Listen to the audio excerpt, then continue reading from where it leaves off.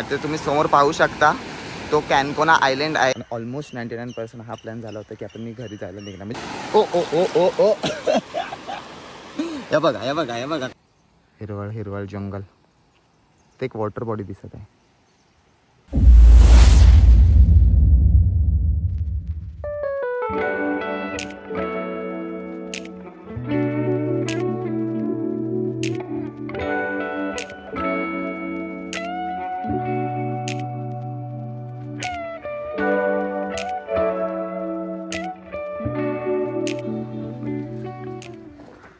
वाजलेले आहेत फिलहाल 11:15 आणि आता आपण निघालो आपल्या हॉस्टेलपासून सॅल्युलियम डॅमला.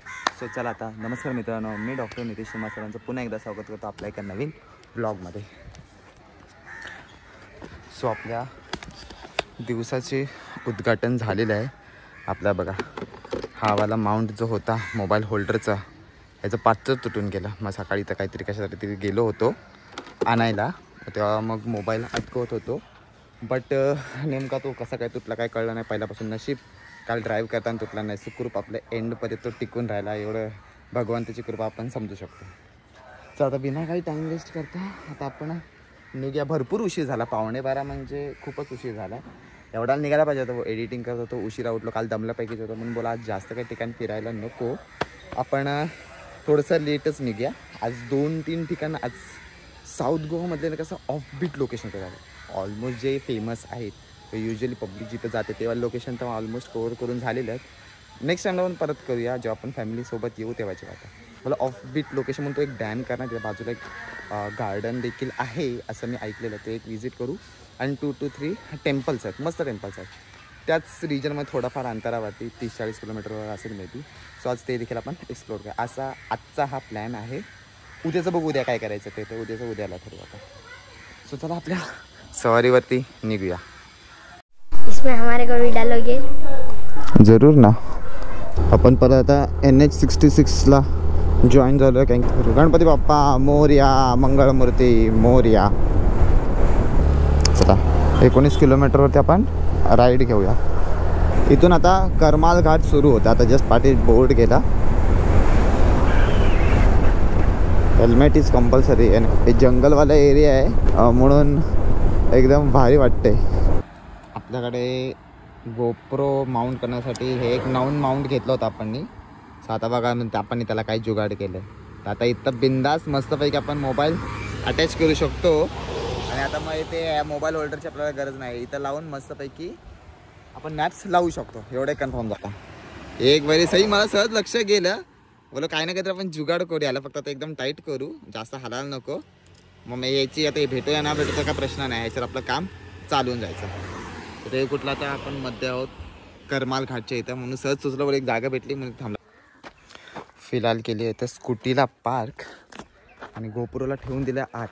आणि आता जस्ट हेल्मेट काढला आणि गोप्रोचे बोला तर फुटेज चेक होते. बघते तर काय निघाल्यापासून हॉस्टेलवर निघाल्यापासून गोप्रोला तो कॅप नसतो का, तो कॅप तसाच चालू ठेवून दिला होता. बरं पेंटी म्हणजे एवढा वेळ जेवढा शूट केला आय थिंक सो अर्धा तास तरी शूट केला असेल.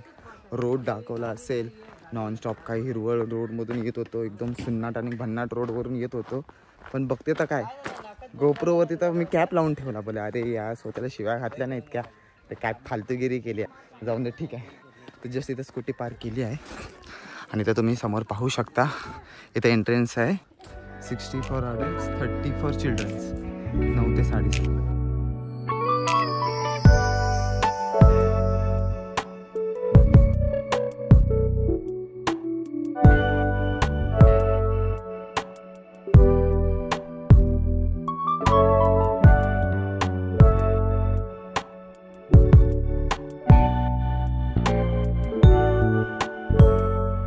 सिक्युरिटी केबिन तिथे ना आपलं आधार कार्ड द्यायला लागतो आणि 60 रुपीज आपलं, जसं मी मागाशी दाखवलं 60 रुपीज आपले पर पर्सन अडल्ट्स लोकांसाठी फीस आहे. आणि आधार कार्ड लिहून घेतो, साईन करायची, बस दॅट्स इट.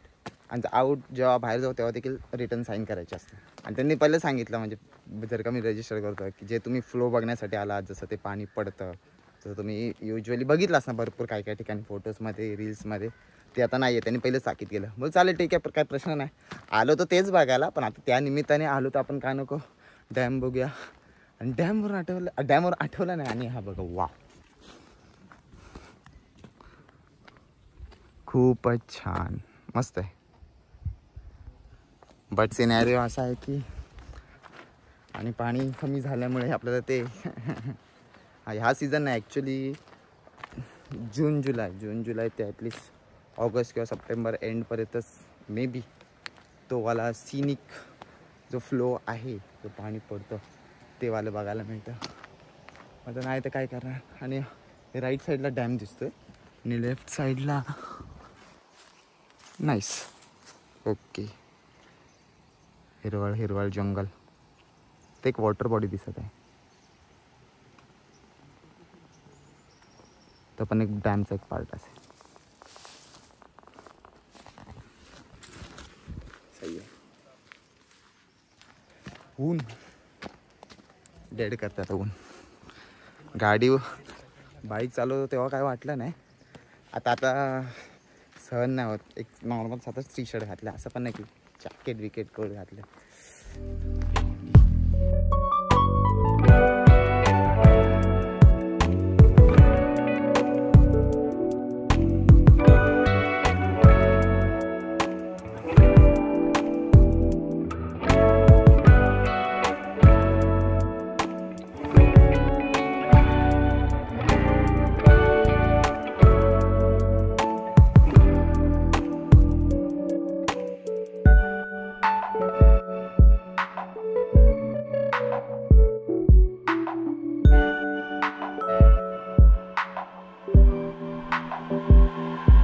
लेफ्ट साईडला बघितलं की इथं एक Goa forest development corporation medicinal herbal garden, हा अच्छा खासा मस्तवाला आय थिंक सो तो पूर्ण गार्डनवाला एरिया आहे, if I am not wrong.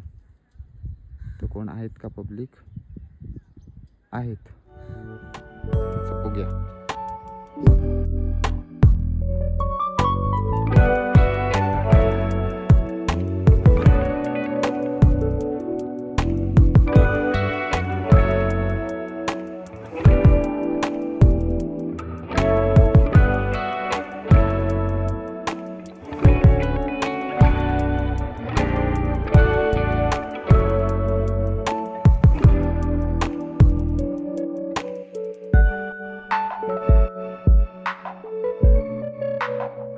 Wrong timing to visit the dam.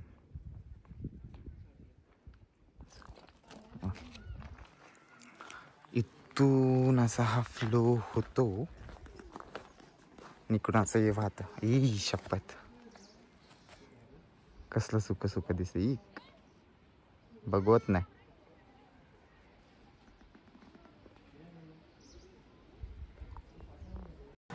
मस्त डॅम आहे, पण पावसाळ्यात किंवा जस्ट पावसाळा संपला आलो असतो तर अजून भारी दृश्य बघायला भेटलं असतं. कारण की जेव्हा जे पाणी पडतं आणि नंतर ते फवारे जस्ट उडतं ना, एक नंबर नजारा तो बघण्यासारखा. आता जसं मी तुम्हाला म्हटलं की आपल्याला तिकडे जो गार्डन आहे तिकडे जायचं आहे. त्यांना विचारलं कुठून, मे बी दुसरीकडून रोड बीड आहे का त्यासाठी. ते बोलले की नाही, असंच स्ट्रेट चालत जावा, तिथे तुम्हाला गार्डनसाठी एंट्रन्स मिळून जाईल. मग आता आलंच याचं ना, गार्डन बघूया आणि नंतर मग आपण जेवण करून घेऊया. सही आहे. ए हा इथूनच आहे वाटतं, आय थिंक सो दिस हीच आहे पाय बॉट.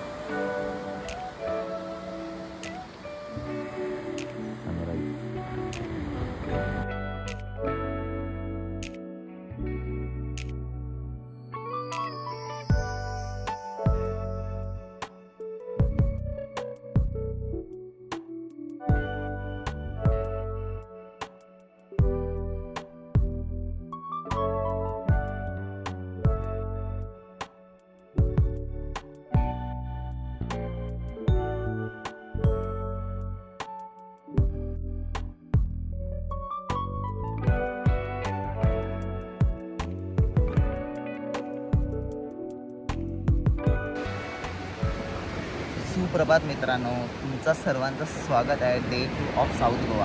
आता वाजलेले आहेत 8:10 आहेत. मस्तपैकी सनराईज झाला. गेला 1 तास मी तर पॅलोलियम बीचवरती अच्छा कसा स्पेंड केलेला आहे. So by the way direct कालचा शॉट तुम्ही पाहिला असाल. आपण होतो फॉरेस्ट गार्डन जो सॅल्युलियम डॅमच्या इथं होतात.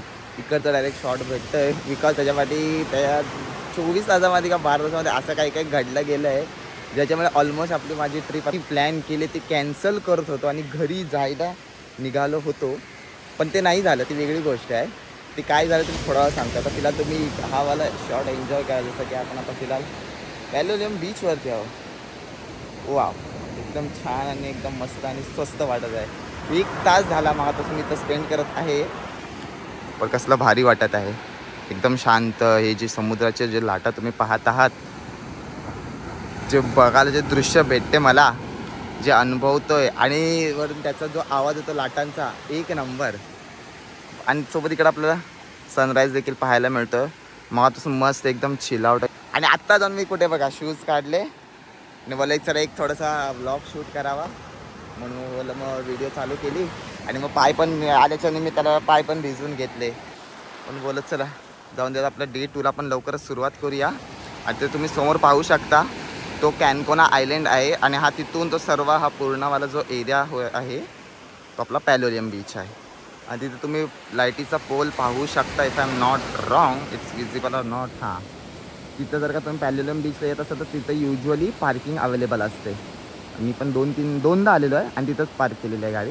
So just for info. आणि मला आता इकडून जो हा वाला रिजन आहे ना, आता इथून आपल्याला जायचं आहे आतल्या साईडला आपल्या हॉस्टेलकडे.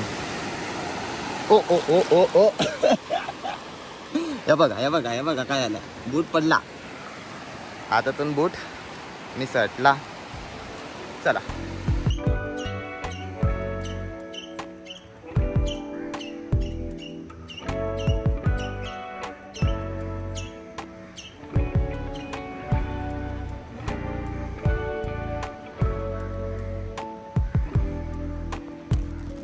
आता जस्ट आपण बीचवरून निघालेलो आहोत आणि आता हॉस्टेलकडे जात आहोत. जसं मी तुम्हाला मगाशी म्हटलं की डायरेक्ट आपण त्या गार्डनमधून डायरेक्ट बीचवरती कसा पोचलो. गार्डनमध्ये होतं एक थोडासा प्रॉब्लेम झाला होता. सो त्याच्यामुळे माझी हेल्थ पण बिघडली होती. सो मग इथपर्यंत पोचलो होतो की नाही आता आपल्याला जायचं म्हणजे घरीच जायचं आहे.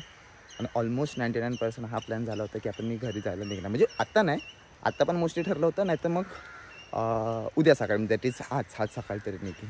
इतका स्ट्रेस काइंड ऑफ झालं तर भरपूर काय जाऊ देतं. एवढं काय मेजर नाही. घरी पण सांगितलं होतं, मम्मी पण बोलत होती की नको एवढं झालं, एवढं गेलं आहे चांगला आणि परत लगेच कशाला येतो आहे ताडम म्हणून. मस्तपैकी मग हा वाजले मला 5 वाजता. अगदी लंच केला मी. तिकडेच नाही, इकडं ऑलमोस्ट जवळ आलं. आणि तेव्हा 7पर्यंत इथं पोचलो आणि झोपून गेलो. मग ठरलं होतं पाहिजे झोप पूर्ण झाली मी उठून निघून जाणार. 7ला झोपलो, सकाळी 6ला उठलो. प्रॉपर 11 तास माझी झोप झाली. तेव्हा कुठे जाऊन माझं डोकं शांत झालं. स्ट्रेस गेल्यासारखं मला वाटलं. मम्मीसोबत बोललो की रिलॅक्स वाटते थोडंसं.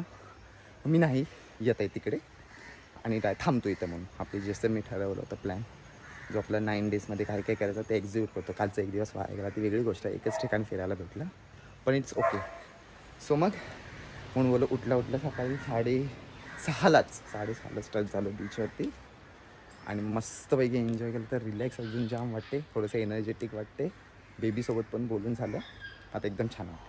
म्हणून तो तुम्हाला तो कालच्याच अवतारामध्ये दिसत झोपलं तसंच स्ट्रेट झोपून गेलो, तसंच उठून आलो मग इथं बीचवरती. नंतर आता जातो घरी नाही हॉस्टेलवरती. आणि आता रेडी होऊन भेटूया. आता आपण कुठे जाणार ते तो तुम्हाला थोड्या वेळात कळेलच. ही अशा गल्ल्यागुच्च्यातून आपण चाललेलो आहोत. रस्ता पाठ झाला आपल्याला.